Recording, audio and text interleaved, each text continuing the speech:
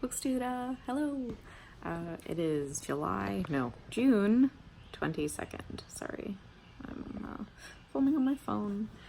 I just finished Again But Better by Christine Riccio, and I'm very full of feels about it. Not necessarily about the plot of the book, but more like the book. The fact that it is a book that I got to read, and that was like actually pretty good, like, because I've bought other YouTuber books and been a little disappointed, and so it's so cool that it's good. I'm so proud of her for having written like a really good, enjoyable, and still surprising rom-com. And it was like there was a twist in it that I didn't see coming, and that I just really enjoyed.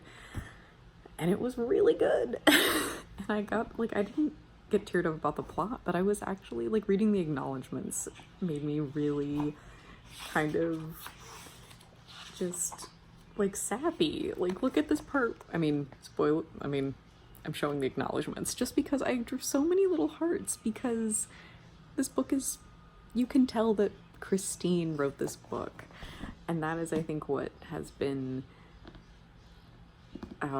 hitting me throughout the entire reading process, is that I've never read other than my friend Cherish and my friend Drew, Cherish's book is coming out in the future, but this is the first time I've read a book that's been published by someone who I've been watching for years, and I feel like I know her internet persona at least really well, and so it was really funny to keep seeing little notes of Christine come through in her writing.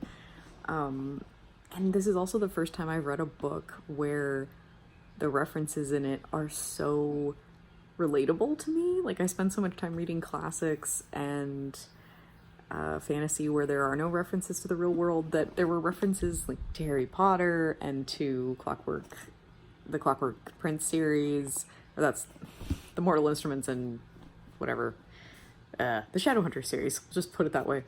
And like so many little things, like the main character's internet username is like a play on Christine's channel name, and it was just really like heartwarming and cute, and also really like the rom-com part was really well done. I'm just really proud, and like I've met Christine once. Here's a photo. That was BookCon 2015, 16, something like that. So of course I did not get this signed, but if I ever get to see her again, I hope I would.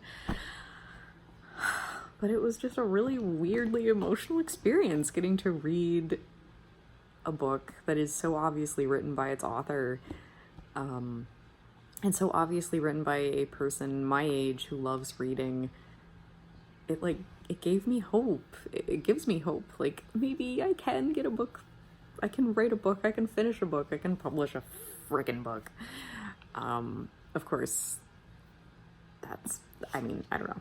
But I basically, if you're looking for a really cute, relatable rom-com,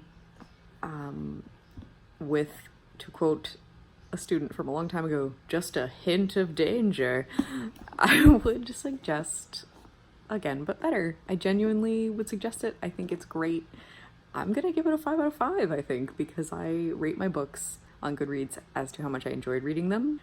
This is the first time I've read a book without reading anything else consistently since the Captive Prince trilogy at the beginning of this year. Like everything else, I get distracted and move on to something else. So this was really great. Oh, I had the Target edition, by the way, which has an annotated chapter by Christine in the back, and that was pretty cute too. Like, it was interesting to see her thoughts and that kind of thing. Lee Bardugo, Ninth House, Barnes & Noble edition is getting an annotated chapter, and I'm like, must have. So I just wanted to film a short little like mini review of that, and I this is also a thing to say, like, Cat of Catty-tastic, I never know how to say it, please publish your book, I want to read it. Like, I know it's gonna be as good, maybe, like, probably more my style even than Again But Better was. If you've read it, let me know what you thought. And I honestly completely recommend it. Looking forward to what Christine writes next. Okay, I'll talk to you again soon. Bookstuda.